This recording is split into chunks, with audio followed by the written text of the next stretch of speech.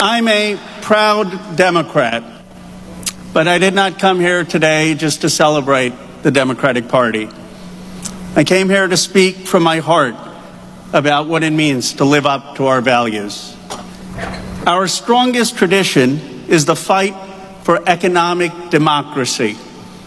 It runs from Thomas Jefferson's distrust of concentrated financial power through William Jennings Bryan's defense of producers against Eastern capital to FDR's New Deal. It lives in Johnson's Medicare and Medicaid, and it lives in Barack Obama's Affordable Care Act. This is the tradition that says our party fights for an economy that works for people who work, not just for the capital class. In the 1960s, this tradition still had force. A. Philip Randolph, Bayard Rustin, and Dr. King built on FDR's four freedoms with the Freedom Budget, a plan for full employment, decent wages, health care, and for housing. That was Dr. King. But here's the reality. The Freedom Budget was never enacted.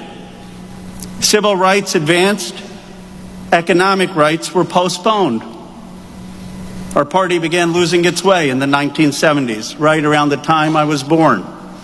Stagflation fueled an anti-government fervor, and too many of us decided that the only way to survive politically was to accommodate it, to accept the ideological overcorrection that government itself was the problem. And accommodate we did. We supported financial deregulation and backed free trade deals that led to deindustrialization. We urged people to leave their hometowns for financial and technology sectors. We stopped being the party of Main Street and became the party of Wall Street. We kept the language of justice while abandoning the project of economic democracy that Randolph and King had put on the table. A lot of people now say that our party needs to be bold again. I agree. But calling for boldness without an agenda is just branding. I'm tired of the platitudes. I'm tired of consultant-crafted focus group language saying we need to be about affordability or renewing the American dream, delivered without the specific policies to make them real that FDR or King fought for. I did not come to Washington to do messaging. I came to fight for a real agenda. Medicare for all. Tax the billionaires. No foreign wars. When we fight instead of platitudes, Trump's coalition can crack. We saw it with the Epstein Files Act. I stood with survivors and worked with Thomas Passy to pass the most consequential legislation a Democrat has in Trump's second term. It is the moment when Trump's presidency began to unravel. That is the kind of substantive politics I believe in. I come from the economic patriotism wing of the Democratic Party, the New Deal wing of the Democratic Party. We believe a national economic project is our path back from the wilderness. We see that America is at a breaking point, and that if we do not offer a new economic bargain, well, we will break. We understand, and I mean this with no offense, we understand that those who have lost 2 elections to Trump are no experts on electability and have no standing to tell a new generation of Democrats that their ideas for justice are too radical. We are for the working class over the Epstein class. Our vision for this party is to deliver America's next New Deal.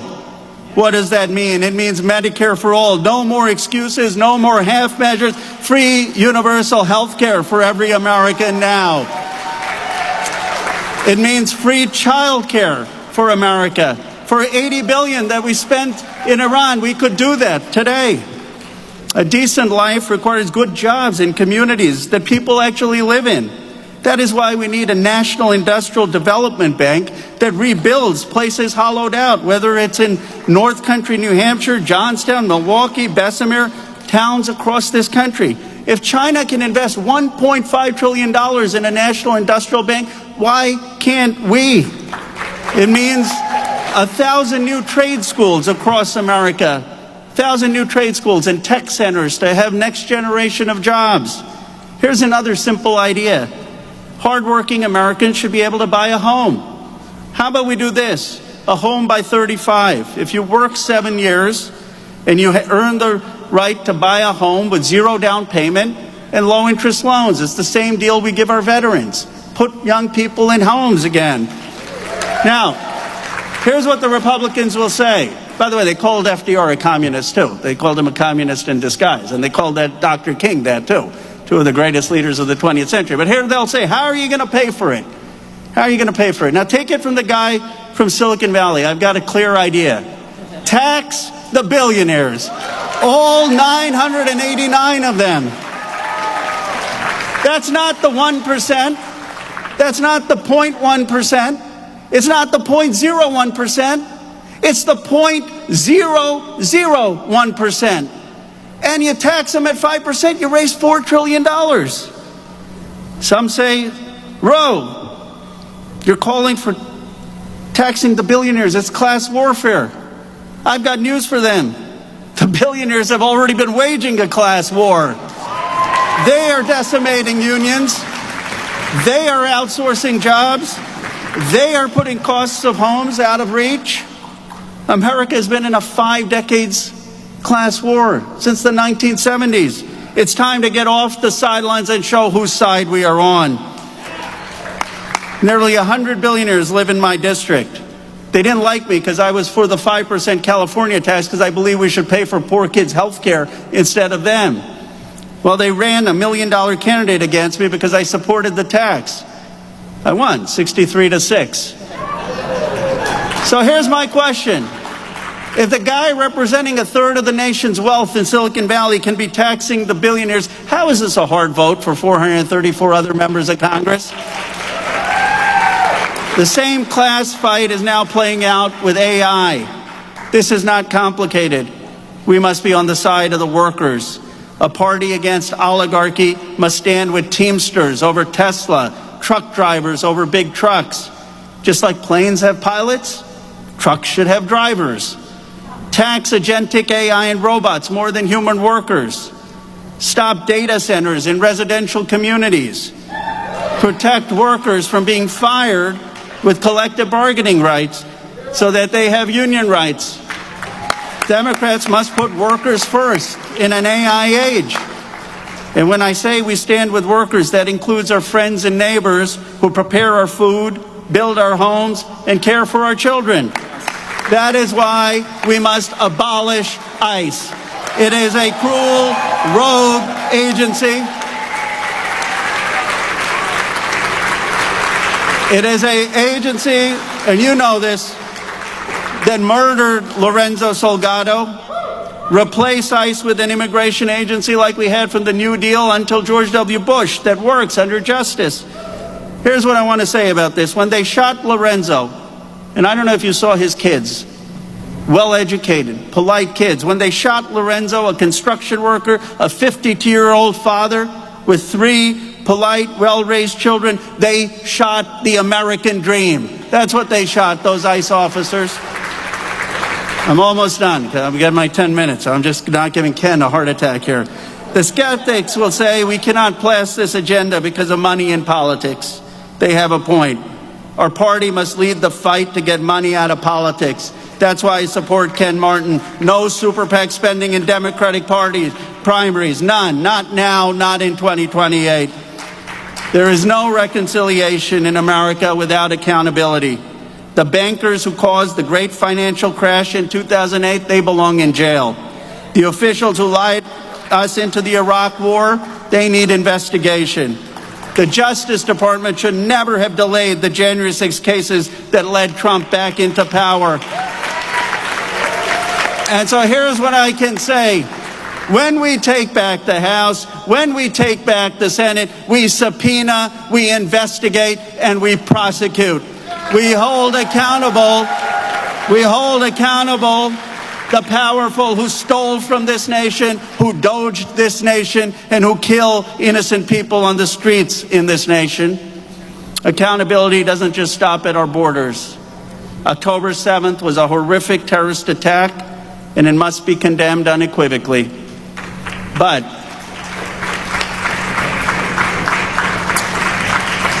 Israel has committed a genocide in Gaza, and we should have the courage to say so. I saw the apartheid system in the West Bank when I was detained there. Zero aid to Israel. No military sales of weapons used to kill civilians. And let me be clear, if our party cannot stand for these principles, it will never convince a generation that watched the horrors of Gaza on their iPhones that we mean what we say about justice. Fortunately, America has a remarkable capacity for self-correction. Look, like all of you, I believe in this country. My grandfather fought for justice, and he went to jail twice as part of Gandhi's independence movement. Today, his grandson serves in the Congress, representing arguably the most economically consequential district in the world. I never thought I would get there. I was born in Philadelphia, our bicentennial year. Teachers and Little League coaches believed in me. My mother believed in me so much and believed in America that she would stay up late into the night with note cards of big English words, sure that if I learned every English word, maybe I would just have a shot in this country. My father would rise before dawn to go to work and still be present at every Little League game, even though I couldn't hit the ball for anything. All they asked of me was hard work and that I show up. This country gave me and my family a chance to succeed. I want a country where every American has the same chances that I had growing up. That's all. That requires a Democratic Party ready to reclaim its moral purpose and to stand for economic democracy against oligarchy. A party ready to lead the future with America's next New Deal. Let us be the party that calls on America to be bigger. Let us build an agenda that heals the divides between those who own capital and those who work with their labor, between the coasts and the factory towns, between the America that feels forgotten and the America that feels seen.